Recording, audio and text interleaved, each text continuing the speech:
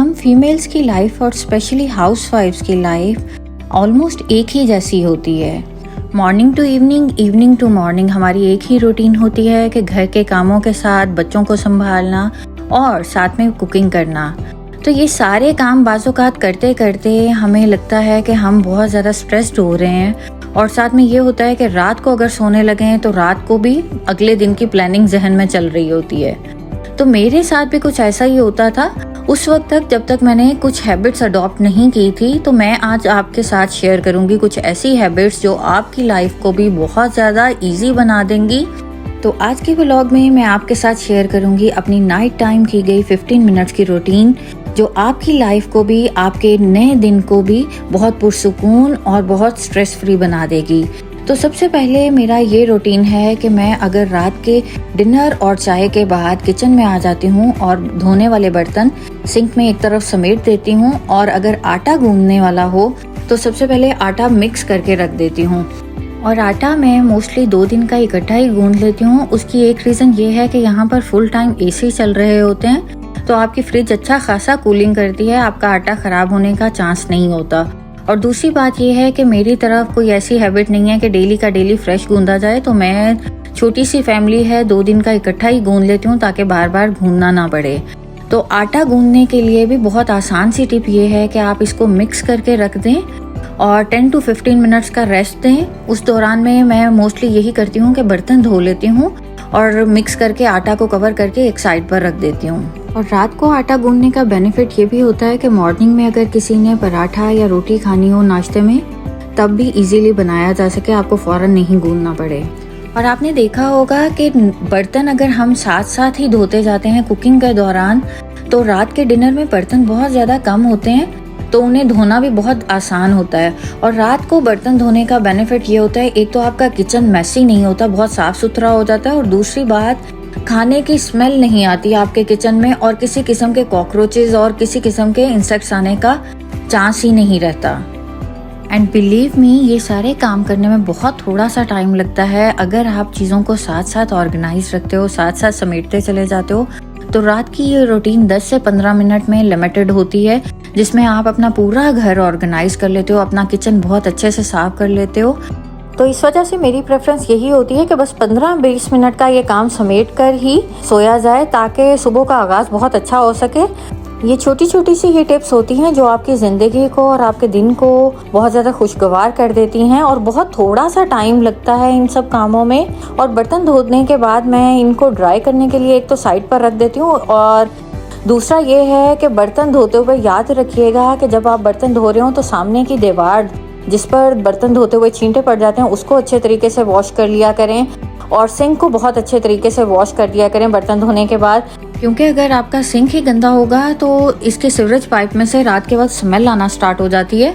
तो मोस्टली यही होता है कि मैं रात के वक्त बर्तन धोने के बाद हफ्ते में 2 से 3 मरतबा पानी अच्छे से बॉईल करके इसमें डाल देती हूँ, ताकि जो भी चिकनाई है इसके पाइप में वो बह जाए। और ये है कि इससे स्मेल नहीं आती आपके किचन में से और पाइप में से कभी भी।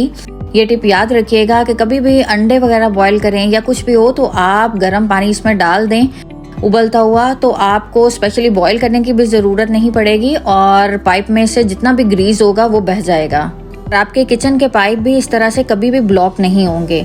तो खैर, किचन में बर्तन धोते हुए साथ में याद रखें कि हमेशा हैंड वॉश ज़रूर रखा करें, क्योंकि डिश वॉश जो होते हैं वो काफ़ी ज़्यादा हार्श केमिकल वाले होते हैं, वो आपकी स्किन पर बहुत ज़्यादा बुरा इफेक्ट कर सकते हैं, और साथ में ग्रीस भी बर्तनों की आपके हाथों की स्किन को ख़राब कर सकती है।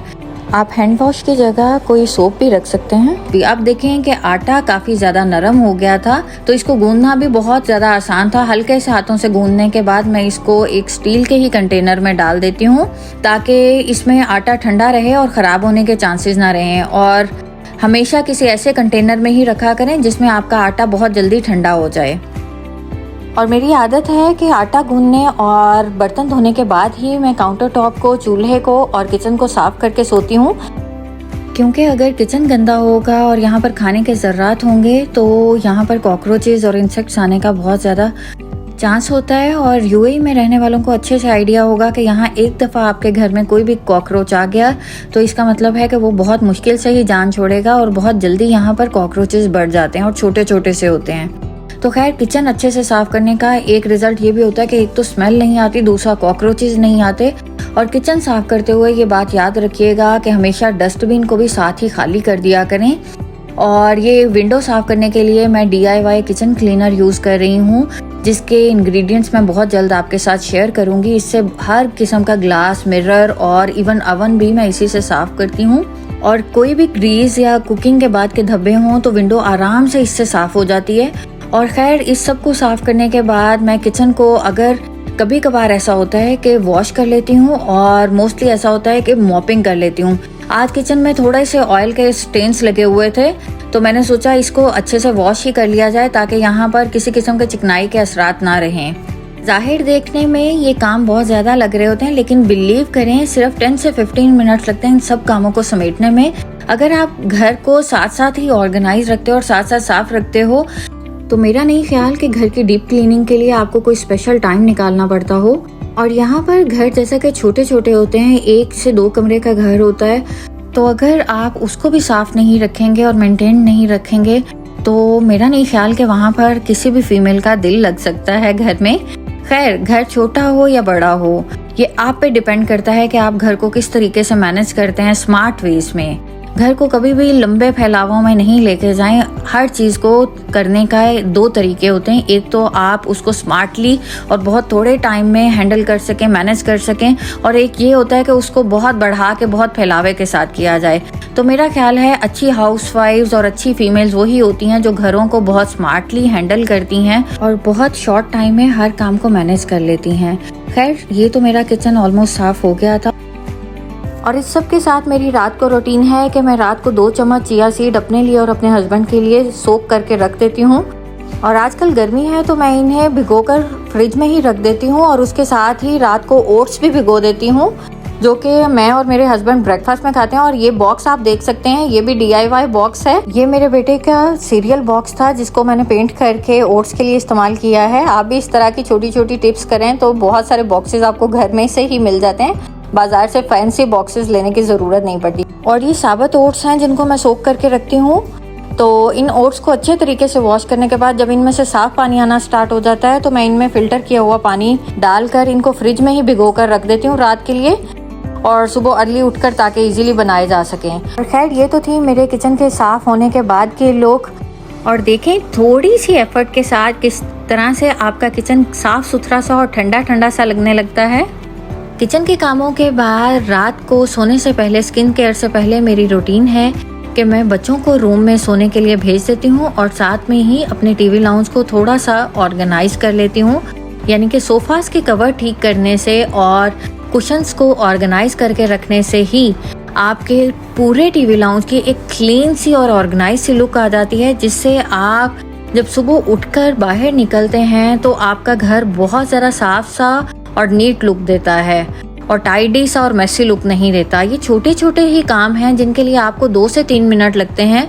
उनमें ही अगर आपका घर पूरा साफ सुथरा लगने लगे और इवन अर्ली मॉर्निंग कोई आए तो आपका घर प्रेजेंटेबल लगे, तो ये इससे बढ़कर क्या बात हो सकती है। खैर टेबल को साफ करना भी ज़रूरी होता है सोने से पहले, क्योंकि डिनर के बाद कुछ ना कुछ खाने के ज़रात मौजूद होते हैं।